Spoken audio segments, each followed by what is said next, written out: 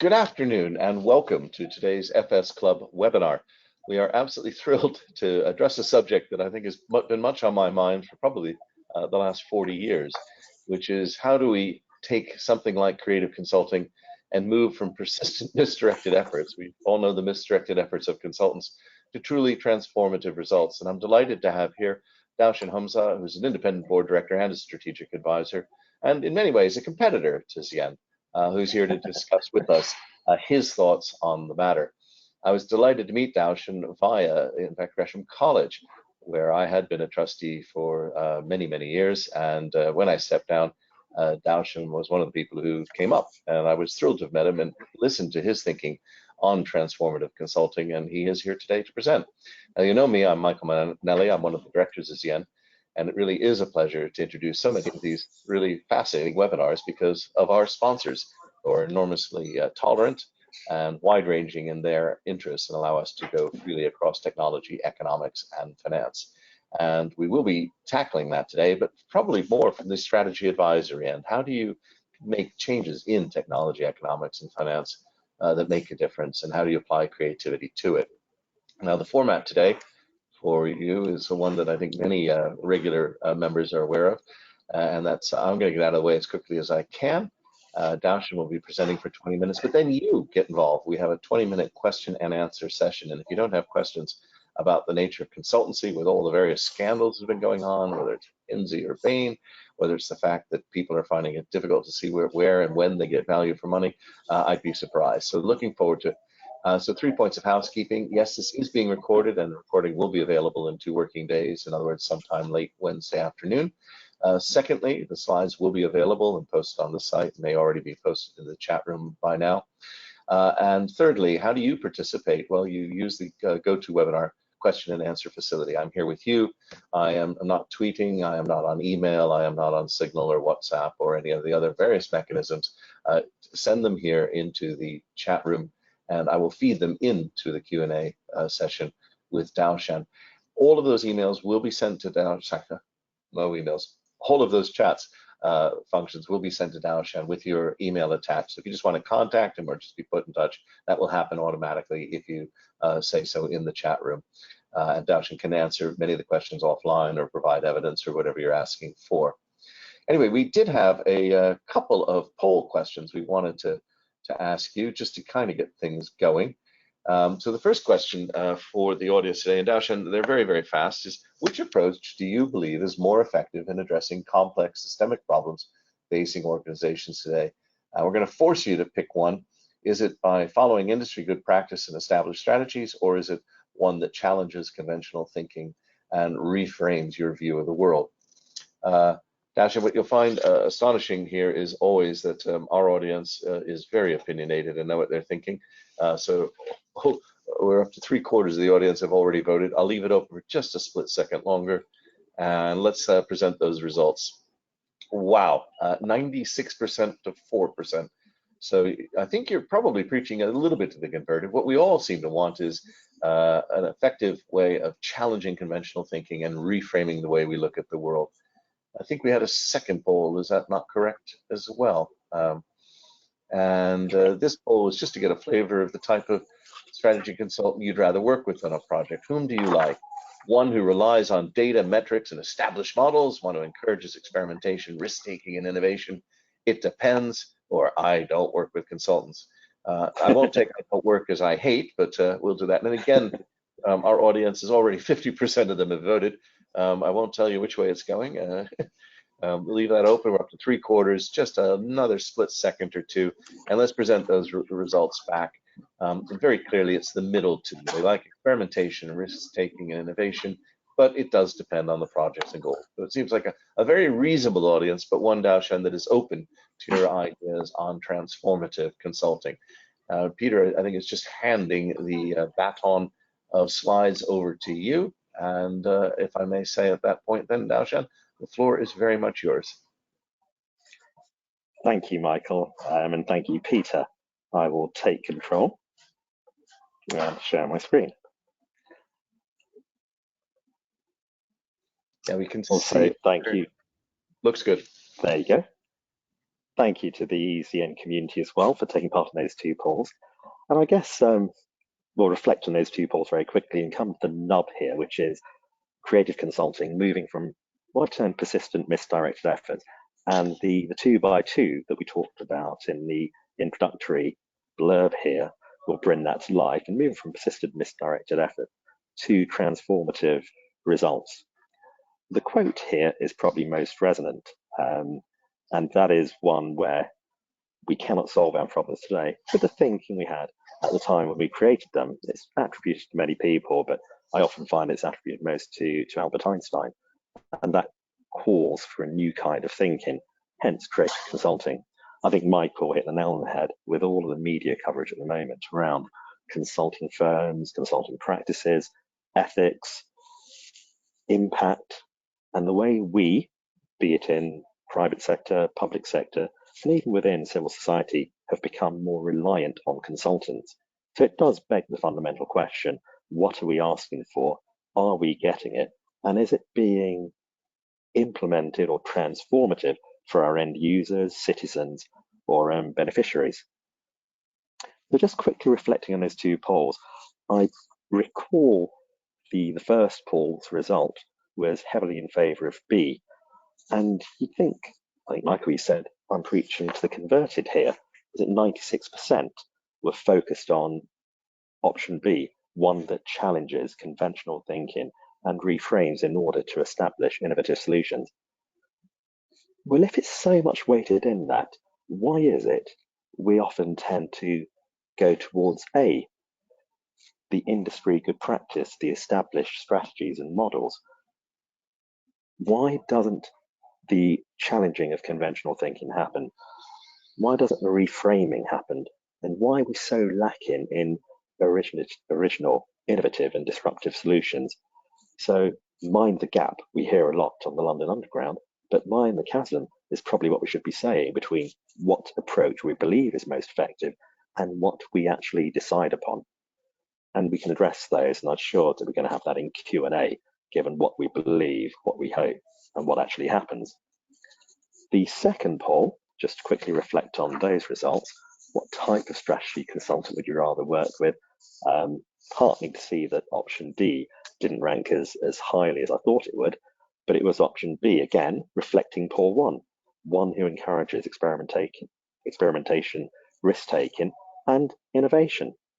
Yet again, when we're forced to make a decision, we revert back to safety first, and we go towards A, the data, the metrics, and probably from a UK perspective compared to, let's say, a USA perspective, going to the more linear, rational, we'll just get past the CFO and CEO test, given the kind of cultures that we have within the UK across private, public, and civil society.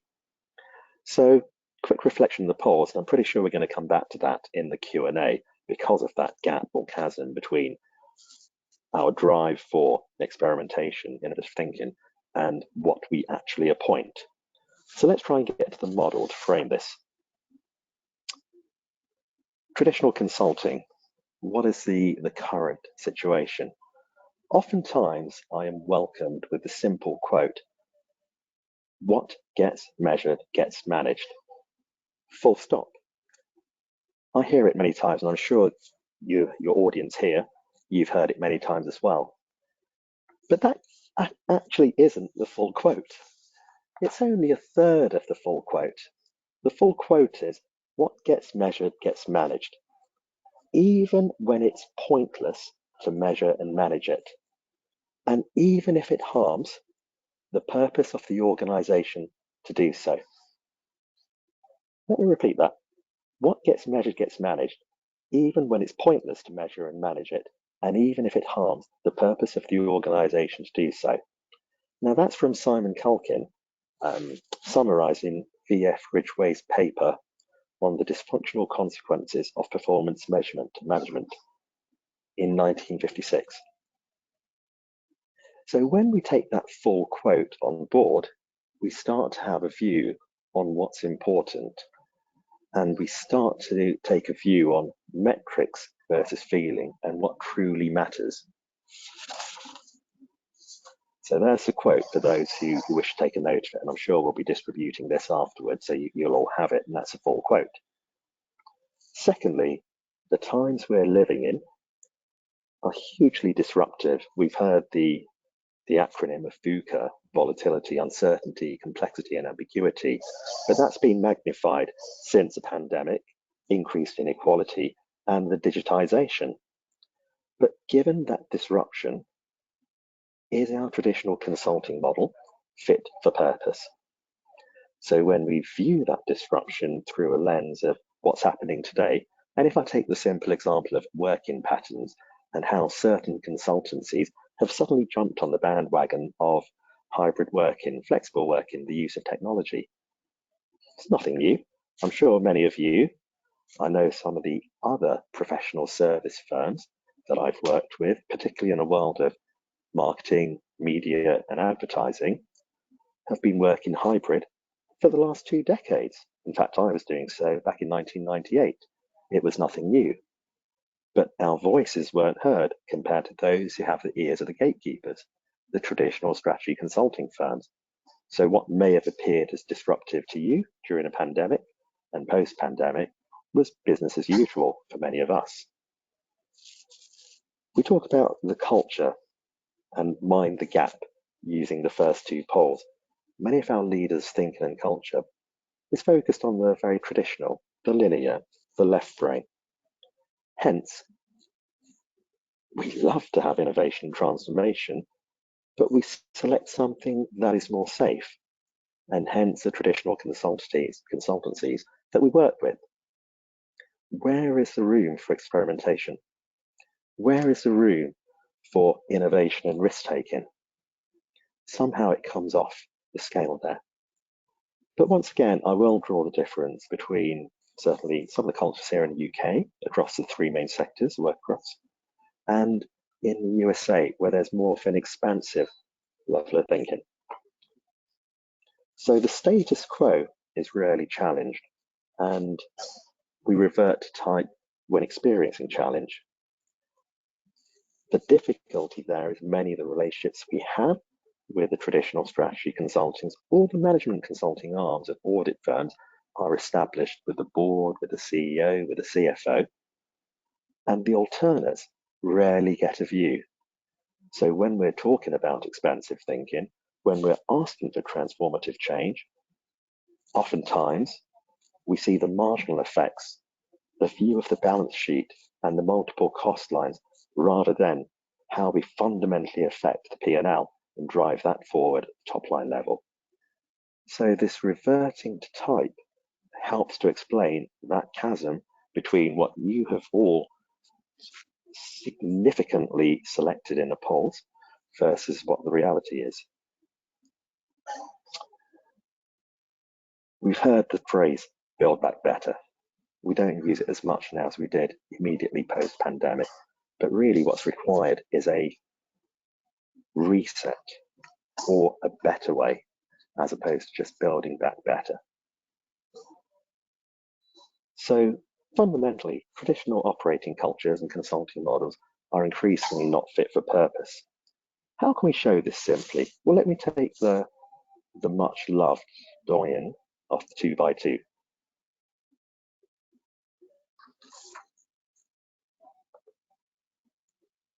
And put a very simple model together with an x-axis focused on effectiveness and a y-axis focused on approach.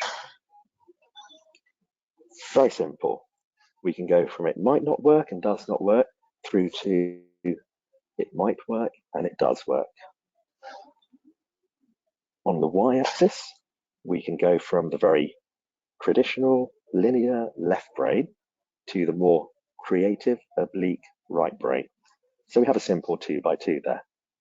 And what we can see, your typical 4 quadrants here. Depending on which way you're looking at your screen, in the top right is the opportunity. It might work, it does work, and it's creative, oblique, and more right brain. We then have the status quo in the quadrant below that. It might work, it does work, but it's traditional linear left brain.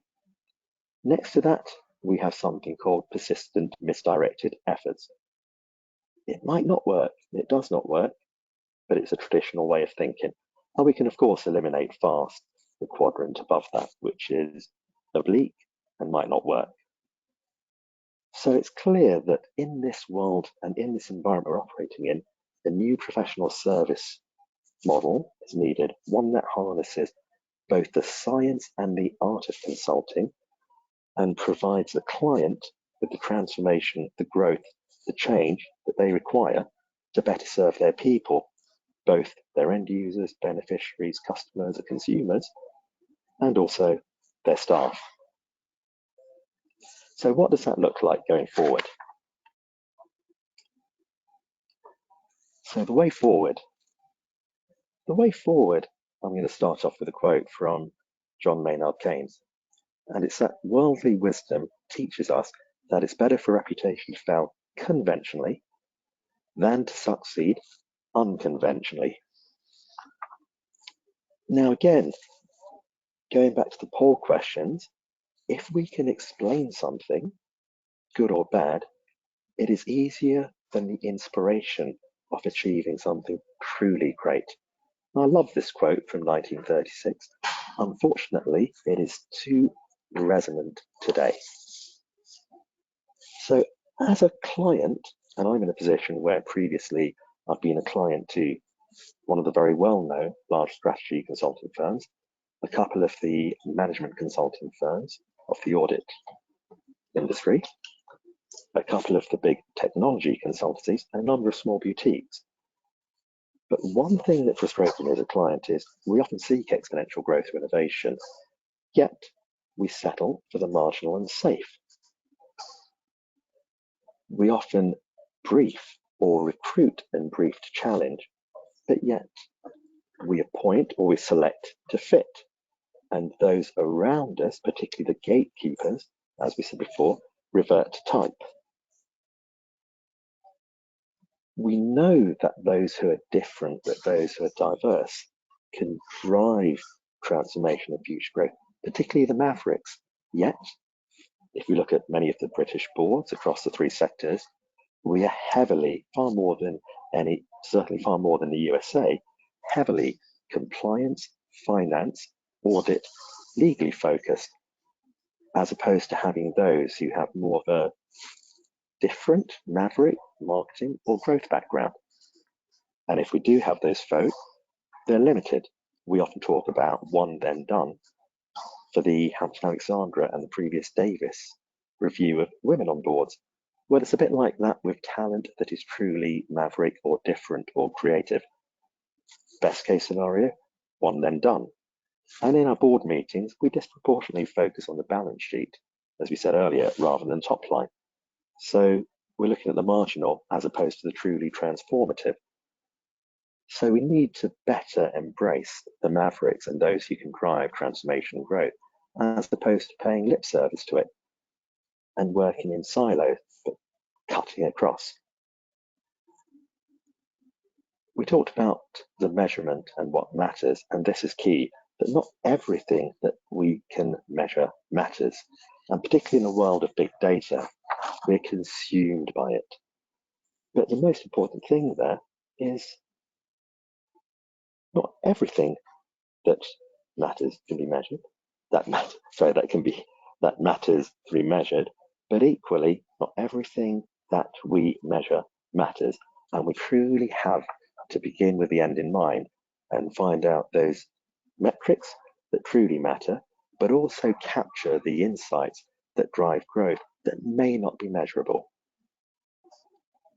A lot of this comes down to the fundamental problem of, I guess, economics. And certainly when I studied economics, we worked the models, and the assumptions, of course, are there to help us model, but are not reflective of the real world of imperfect information and perfect markets. We cannot always ascribe a model to human behavior, but behavior has a value and drives growth, yet we focus on efficiency and the marginal. So to move forward, we need to embrace more than just the hard data and metrics, as we were saying in the second poll, but also embrace creativity, psychology, to expand solution spaces, and with that, our imagination, possibility.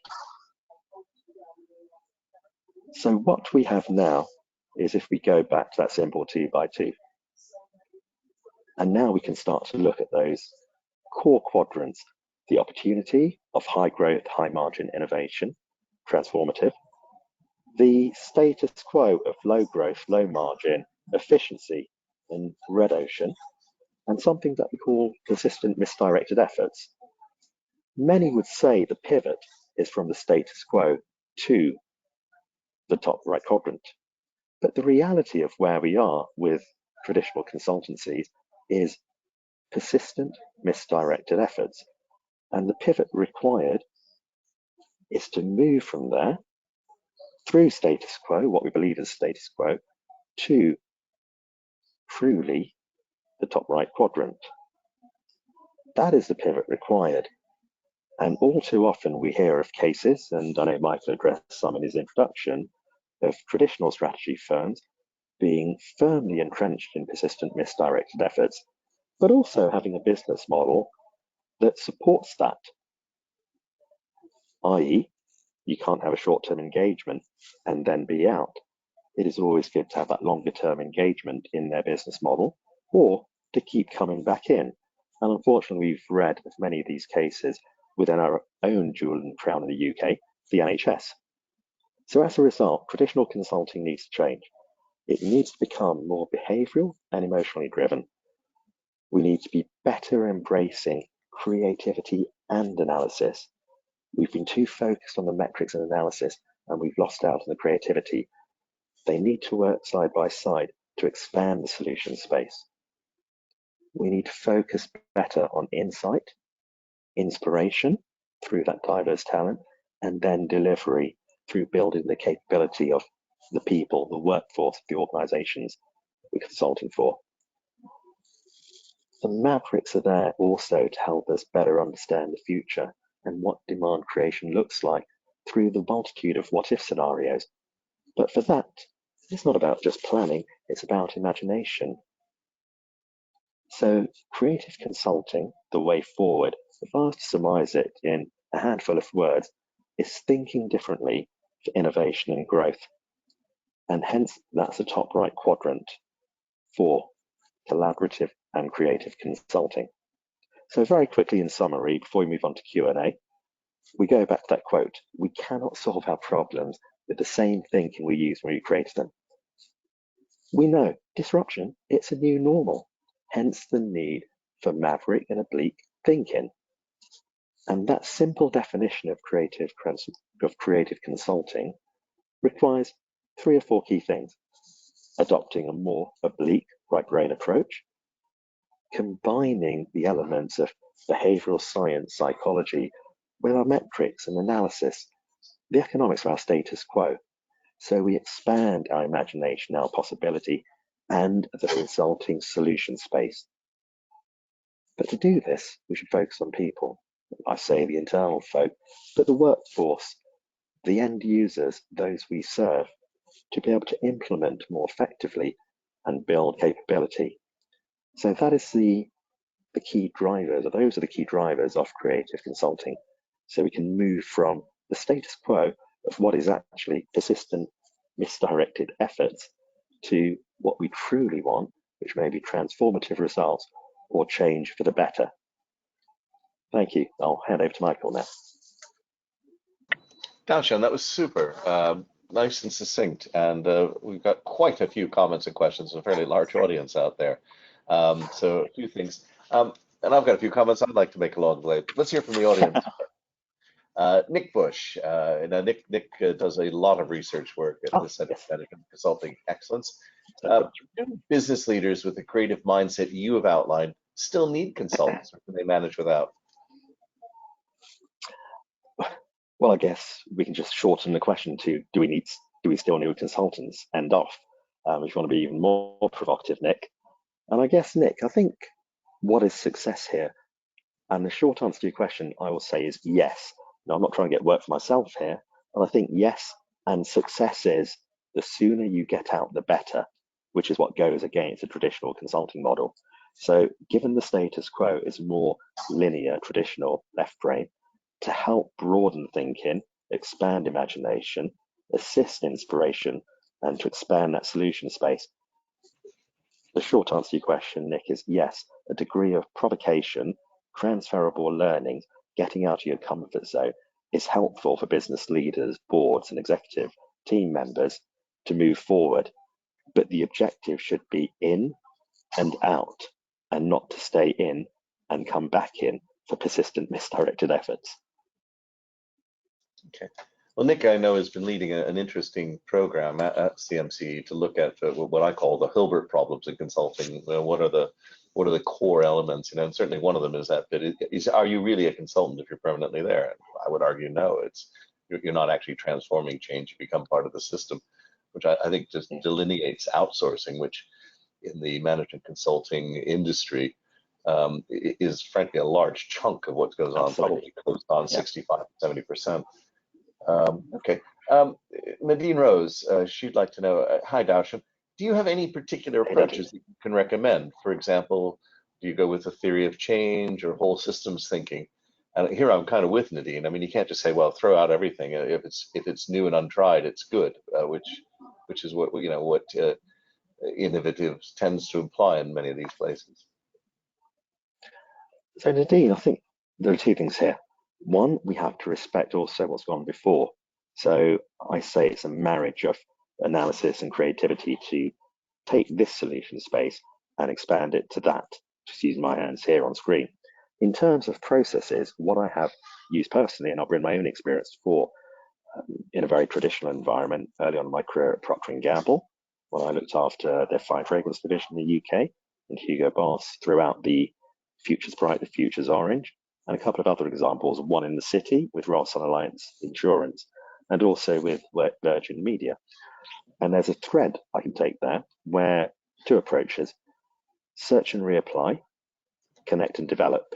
They sound like management speak here, but let me just quickly elaborate. I talked about what-if scenarios, coming up with a number of what-if scenarios, expanding those to even a banal, and then search and reapply.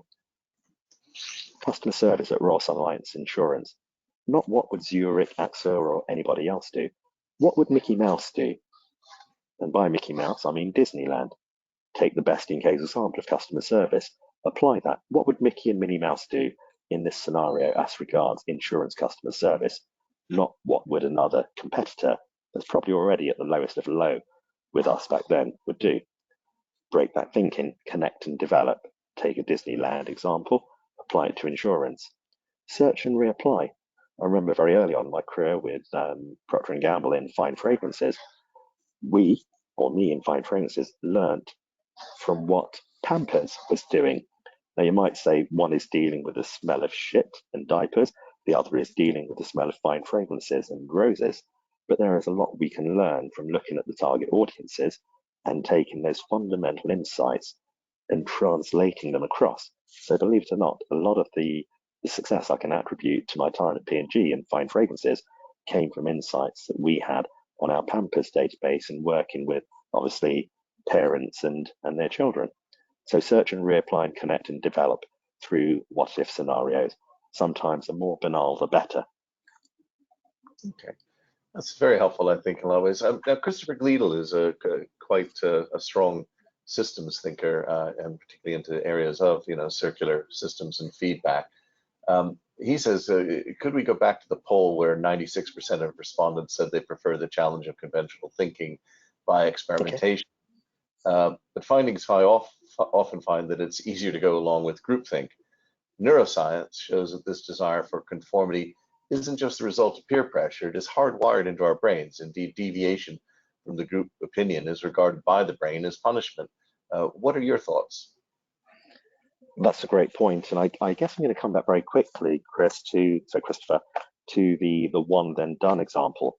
So when we looked at women on boards, and with one of my other hats on, something I've worked on with the various bodies there, putting your head above the parapet against the status quo truly takes courage. If you're the one woman on a board, it is a lot harder against the rest of the board. Equally, if you're the one maverick thinker, if you're the one outlier, it is a lot harder given the status quo. So you're right, neuroscience teachers, it is harder, or we're hardwired and we follow groupthink. But this comes down to our culture again. And if I go back to the USA, I have found often that it's easier to have those challenging conversations. And the maxim is we need to be more comfortable with the uncomfortable, and we need to be uncomfortable with the comfortable to truly move out of our comfort zones. And there's a lot of comfort there, but we need to break that. So yes, I agree with you. And the study from neuroscience, many studies across neuroscience shows that we're hardwired, but this is about putting your head above the parapet.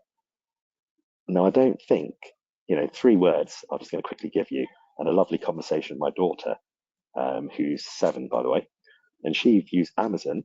So what's the Amazon? She goes, it's the biggest toy shop in the world, because whenever our doorbell rings, we get an Amazon delivery. It's a toy or a gift for her. When I was her age, it was a rainforest. When I talk about a goggle or a Google, as it was misspelt, when I was her age, I remember my primary school teacher saying it's 1 followed by 100 noughts. And that was the biggest number we all knew until we all said, but sir, you can add 1 to that. For my daughter, it's something that knows a lot more than daddy and mummy. Easy, anyway. And likewise, things have been reframed. But what you've got there is not just a reframing in a space of, from my being her age to her now, you've got 2 of the 3 most valuable entities on this planet. Now, somebody had to put their head above the parapet, Chris. Obviously, it's slightly different when we look at them as startups, but that concept of breaking out of groupthink, putting your hand up and raising things that are uncomfortable leads to transformation. So yes, I agree with you, but the behavioral change needed is A, we need to recruit more mavericks, B, we need to listen to them, and C, we've all got to put our heads above the parapet. So hopefully that addresses the points, Chris. Yeah, very good. Actually, I was skiing last week, and without my glasses, I'm close to blind. And so, I found out that my visor had broken, and I wound up goggling for new Googles. So, but no, seriously, I think you make a good point The value there. I spent. Yeah. Um, and folks, in the chat room, there's a link to Dowshan's book where he's co-author of Uncertainty Deconstructed, which he's been very good at not selling. So I'll do it for you, Dowshan. And in fact, one of the things I thought was interesting was your 4-way diagram. One, because it wouldn't have been a management consultancy.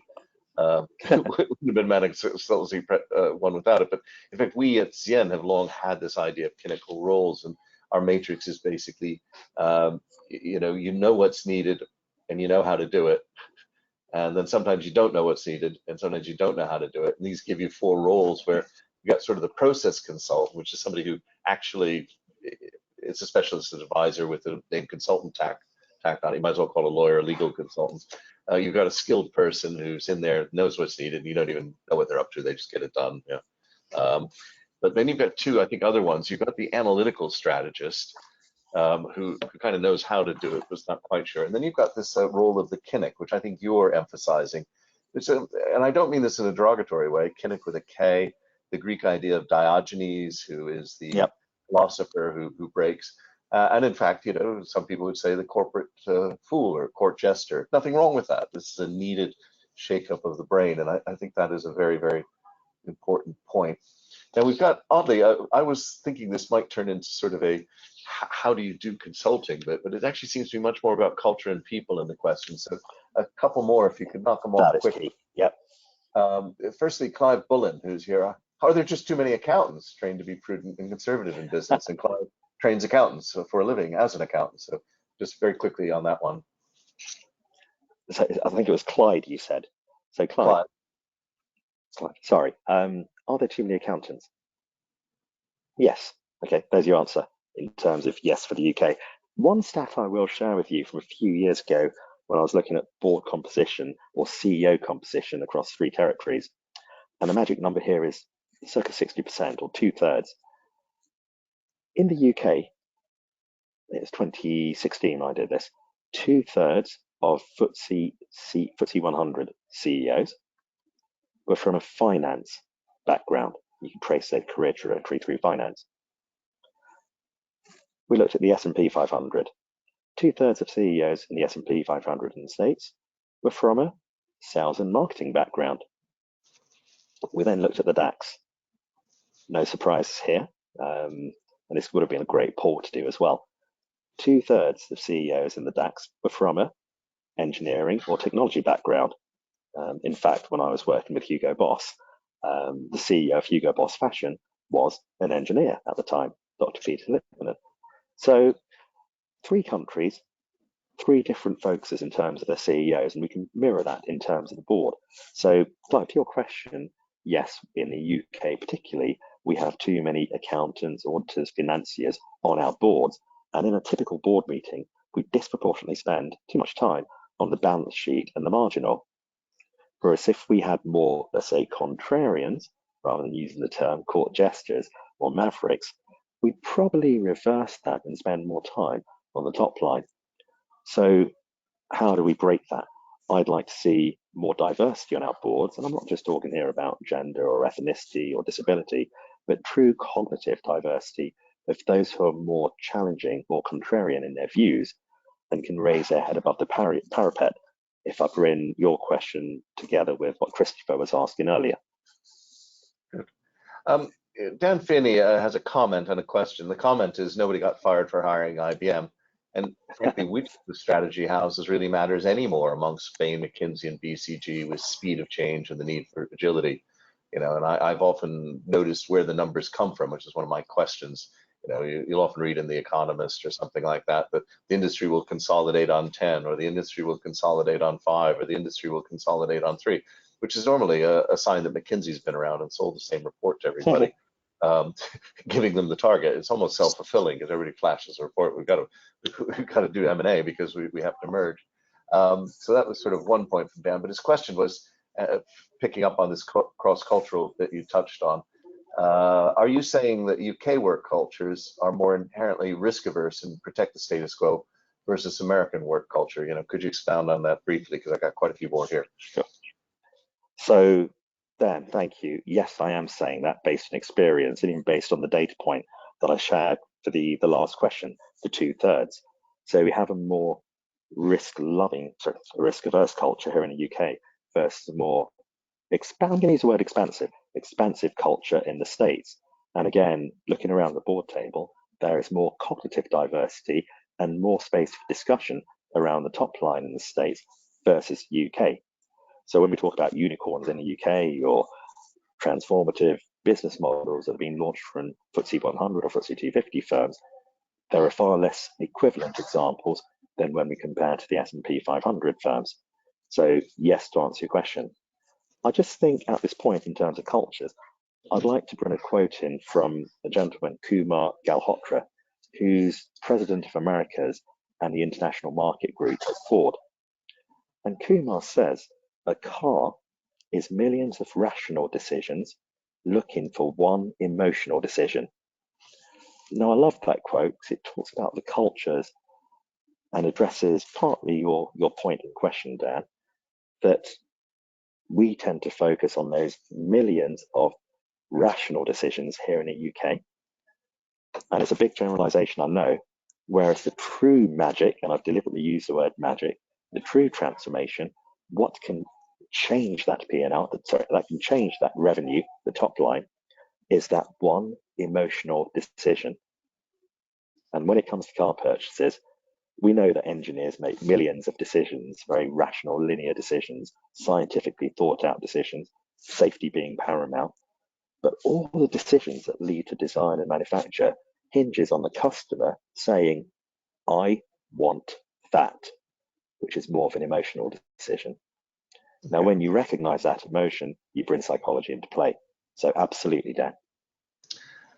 Hugh Purser shared with us a quote he believes might be from Josh Billings or Mark Twain, probably Josh, I think he's right. It ain't what you don't know that gets you into trouble, it's what you know for sure that just ain't so. And I think that's a good one on the Matrix. But he goes on, Hugh, to say, you know, the appointment of consultants can be based on internal management power plays where there's an expectation the consultant will deliver advice aligned with a particular management group or individual inside the host organization. So that's hold on to that thought there, if you don't mind. So it's the internal management power play. We've seen, the consultants being hired to basically execute the decision. And in a related vein, Brian Howard asks, transformative, yes, but the transformation needs to be executed by the leadership team, not the consultant. So should part of a consulting mission be to educate or enable the leadership team to seize ownership and effectively deliver the transformative mission? Brilliant, thanks. I didn't get the name of the first questioner, That but I was got Brian. Hugh Purser, and then Brian Howard. Hugh, thank you. So Hugh, you talked about the power play. Yes, there is more than a case to say that the consultants have been brought in, particularly traditional consultants, generally with the blessing of the board and or the CEO, CFO, to validate a certain position and move it forward. Earlier on, I think, Dan, you mentioned about no one getting fired for hiring IBM, vis-a-vis McKinsey, Bain, BCG, or some of the management consulting arms of the big four. So safety first. Brian, your point about education, absolutely. I think the very first question from Nick, I addressed this whole thing about in and out. Success is being made redundant quickly if you're a consultant, or leaving quickly because you've set the way forward with the blessing of the internal folk, not just a senior exec, but those key workers at the coalface in many cases. You've got their buy-in, and to your point, possibly helped develop, educate for them to move forward. So you end this dependency. I know there's a book coming out recently it's coming out very soon this month by Professor Mariana Matsukuto from UCL, titled The Big Con. Yeah. And she addresses this better than I do here.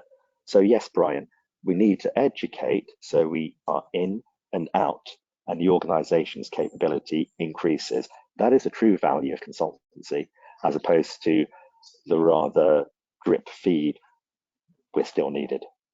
I'm going to have to push you to be a bit staccato because we've only got 2 minutes left, but let's see if we can whip 4 out quickly. Julia George agrees wholeheartedly with your thinking. Do you think companies can possibly change to recruiting employees and consultants on the basis of their imagination? Yes, but equally, you then have to look at the gatekeepers. So if we're trying to recruit diverse talent, maverick talent, contrarian talent, we also need to include that in our recruitment panels and the kind of folk who have to make those final decisions and are comfortable with the uncomfortable. So yes, we can, but we have to turn the spotlight onto us as gatekeepers and panel members and recruiters. Graham Elliott, and I think he's got a really good point here about the environment we're living in. Compliance with regulation, box ticking, seems to be displacing professional judgment in many scenarios. Does this trend towards a rule-based approach flow across to the mindset applied when considering business architecture by consultants? Unfortunately, yes, but I guess, again, cultural considerations, Graham, when we look at what's happening here in the UK, box ticking, again, let's just take some of the themes here. No one's been fired for hiring IBM vis-a-vis the large strategy consultancies, box ticking versus the safety first approach. Of course, there is the basic building blocks of what we have to deliver. But like I said, marrying analysis with creativity and inspiration expands that solution space. So yes, we may be here, we need to keep that, but we truly want to end up here by embracing those contrarian views, creativity to what we have already. Peter Neville Lewis, question here. Innovation is less likely to happen when executives lack humility. Isn't teaching them to care more about the impacts of their decisions in the wider world the key to more open thinking as well? Absolutely, and I guess where you see this is if we take very quickly take a public sector example and look at the NHS and how consultants have had to work across the NHS on a range of issues, but probably most pertinently to newspaper headlines last week, that of waiting lists. We've not solved that problem in 4 decades, despite the billions being spent on very significant strategy consultancies. But how about if we reframe waiting lists and make waiting a benefit? I won't elaborate on that, but I'll leave you on that thought. It does. Well, let's have one quick closing comment, an excellent closing question from Dominic Tantrum. You know, as a consultant, he says, I find it can be difficult to get prospective customers to move beyond linear thinking. It may excite them, but it looks like risk and they fall back to tried and tested. How do we, those of us in the industry, around the industry, buyers, how do we collectively raise the game? Great question. And to try and end on some pithy points, Dominic, one is to take those traditional clients on a more emotive behavioural journey through the eyes off, a day in the life off. I mean, even taking that last example I threw out, re the NHS, what does waiting mean? How can it be a benefit? It sounds banal. This is a conversation for another day if anybody wants to have it, we presented it. Secondly, search and reapply, connect and develop. If it's worked for Mickey and Minnie Mouse, how do we get it to work in insurance? Live example. If it's worked on Pampers, how does it apply to designer fragrances? Connect and develop. So through narrative, through search and reapply, through understanding behavior, through connect and develop, through what if scenarios, there's 5 things there, Graham. I found that has helped take traditional linear thinkers on a journey whilst respecting their metrics and models at the same time. Great. Well, that is, I think, an excellent point on which to close, sadly. But may I thank you very much, audience. You've been absolutely superb today. My thanks, as ever, to our sponsors who do allow us to range across such a great variety of topics. I hope you've been pleased with Dowshan's excellent presentation. And Dowshan, if I may, my thanks to you, because it was certainly, you knew I wouldn't be an easy pushover on this sort of stuff. And I think you've expounded brilliantly on the need for the industry, particularly in this quadrant of kineticism and change and innovation. We really do have to, as Dominic said, up our game, and it's going to take all of us together. But to do that, we also have to recognize the importance of consulting at the same time. So thank you very much for your contribution, and we look forward to seeing many of our viewers on future programs, which, as ever, folks, no need for me to read it out to you. Just simply, have a look at the website. Although I will point out, tomorrow will be fascinating for any of you interested in what's happening in Mauritius, which is a really up-and-coming financial center now that it seems to have gotten its AML issues out of the way. But thanks to everyone, and see you again soon. Thank you to the audience. Thanks for the great questions. Thank you, Michael.